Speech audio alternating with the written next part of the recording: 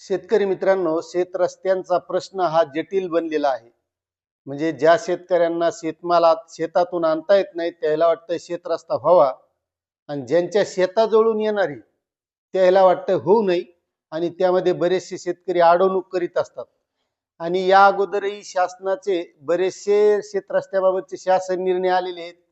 बऱ्याच शेतकऱ्यांना वाटतंय की नुसते शासन शासन निर्णय काढतंय, असा रस्ता होणार, तसा करणार, हे सांगणार, तसं करणार, मात्र रस्ता होत नाही. आणि त्यासाठी आता एक शासनानं शासन निर्णय काढलेला आहे. आणि त्या शासन निर्णयामध्ये त्याची जी काही कार्यपद्धती आहे, त्या कार्यपद्धतीनुसार जर शेत रस्ता करायचा ठरवलं तर 100% शेत रस्ता होतो. म्हणून शेतकरी मित्रांनो, ज्या शेतकऱ्यांना शेत रस्त्याची गरज आहे अशा सर्व शेतकऱ्यांनी आणि ज्यांच्या शेताजवळून जाणार आहे त्या पण शेतकऱ्यांनी हा व्हिडिओ शेवटपर्यंत बघा. म्हणजे एक तर त्या ज्या शेतकऱ्याला शेत रस्ता लागणार आहे त्यांचंही काम होऊन जाईल, आणि ज्या शेतकऱ्यांच्या शेताजवळून शेत रस्ता जाणार आहे त्यांचाही फायदा होईल. कारण एक लक्षात घ्या, शेत रस्ता असल्यावर आपल्याला द्यावाच लागतो. आणि त्यासाठी शासनानं आता एक सविस्तर कार्यपद्धती दिलेली आहे. आता आपण एक सुरुवातीची कार्यपद्धती आजच्या व्हिडिओमध्ये थोडक्यात बघणार आहोत, जास्त वेळ लागणार नाही. त्यामुळे व्हिडिओ शेवटपर्यंत बघा. आणि हे स्टेप बाय स्टेप कशा पद्धतीनं करून घ्यायचा शेत रस्ता हे आपलं सगळं ह्या चॅनलच्या माध्यमातून पाहायचंय. त्यामुळे जी काही पहिली स्टेप आहे ती आज बघणार आहोत. म्हणून तुम्हाला एक विनंती आहे, तुम्ही जर आपल्या चॅनलवर नवीन असाल तर चॅनलला सबस्क्राईब करा, व्हिडिओला लाईक करा आणि जास्तीत जास्त शेतकऱ्यांना शेअर करा. कारण बऱ्याच शेतकऱ्यांना हा रस्ता म्हणजे लय महत्वाचा आहे.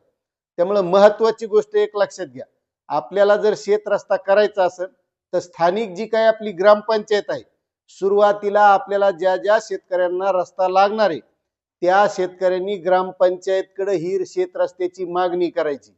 कारण सुरुवात ग्रामपंचायत पासून आहे. आणि ग्रामपंचायत मग तिथं ठरवणार, बघणार खरंच शेत रस्त्याची गरज आहे का, शेत रस्ता पांदन रस्ता आहे का, कोणाच्या शेतातून जातो का. आणि मग तिथं कोणी अडवणूक करणारा जर शेतकरी असेल तर त्याला तिथं आपल्या गाव पातळीवर अगोदर समजून सांगितल्या जाणार. आणि समजा गावातली गावात समजून ऐकलं नाही, आता याच्यात भानगड अशी आहे, पुन्हा ग्रामपंचायत म्हणलं की गावातले गट तट बारा भानगडी आल्या. आणि त्याच्याचमुळं जे काही ग्रामपंचायतचे सदस्य आहेत, आता याला जर बहुमत शेत रस्त्याच्या बाजूने असेल त्याला निवडून यायचं असेल पुन्हा, तर ते 100% सहकार्य करणार. आणि मला तरी वाटते की शेत रस्त्याच्या बाबतीत जास्त बहुमत असू शकतं, कारण शेत रस्ता तितकाच महत्वाचा आहे आणि प्रत्येकाला लागणार आहे. त्यामुळे ज्या शेतकऱ्यांना शेत रस्त्याची गरज आहे त्याने सरळ सरळ आपल्या ग्रामपंचायतचे जे काही सरपंच सदस्य आहेत याला सांगायचं की आम्हाला शेत रस्ता असा असा पाहिजे, आणि तसा तुम्ही ठराव करा. आणि ती ग्रामस्तरीय समिती थोडक्यात, आणि त्याच्यानंतर हे विधानसभा क्षेत्र समिती, त्याच्या अध्यक्ष आहेत तुमचे स्थानिक आमदार. आता समजा ग्रामपंचायत लेवलवर जर प्रश्न मिटला नाही, म्हणजे रस्ता अडवणारे जर द्यायला तयार नसतील, आणि जर तो शेत रस्ता नकाशावर असेल, एक लक्षात घ्या, कोणाच्या शेतातून जात असेल ना तर त्याने हे लक्षात घ्या, जर तुमच्या गावातले शेतकरी शेवटपर्यंत ठाम राहिले तर तुम्हाला रस्ताच द्यावा लागणार आहे. कारण तो नकाशावर आहे, आणि नकाशावर असल्यावर रस्ता द्यावाच लागतो.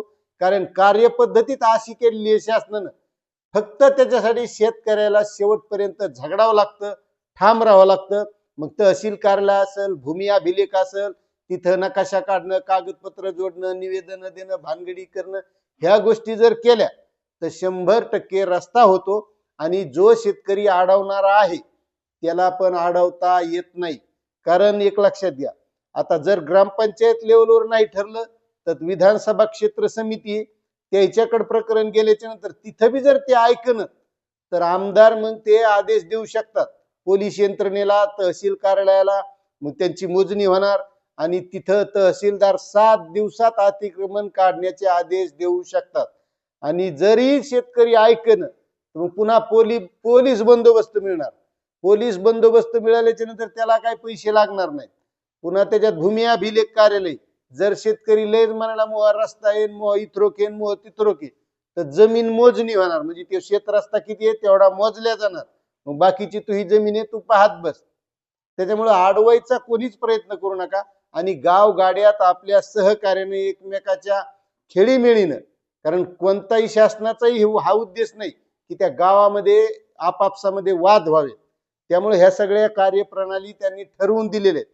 आता या कार्यप्रणालीनुसार शेत रस्ता सहज होतो, त्यामुळे अडवणाऱ्या शेतकऱ्यांनी अडवू नये आणि जे गावातले ज्यांना गरज आहे त्या शेतकऱ्यांनी सुद्धा गोडी गमतीने हा रस्ता करून घ्यावा. आता यावरही नाही जमलं, याच्या पुढची स्टेप आपण पुढच्या व्हिडिओमध्ये बघू. आता तुमचा रस्ता कुठं नेमका कोणत्या स्टेपला अडकलेला आहे हे नक्कीच कमेंट करा आणि पुढची स्टेप काय आहे, कारण रस्ता 100% होणार. तुम्ही फक्त आपले व्हिडिओ पाहत जा. तुम्हाला सांगतो आपण रस्ता तसा करून घेतलेला आहे, म्हणून आपल्याला ठाम विश्वास आहे की शेत रस्ता 100% करता येतो. त्यामुळे तुम्ही जर आपल्या चॅनलवर नवीन असाल तर चॅनलला सबस्क्राईब करा, व्हिडिओला लाईक करा आणि जास्तीत जास्त शेतकऱ्यांना शेअर करा. धन्यवाद.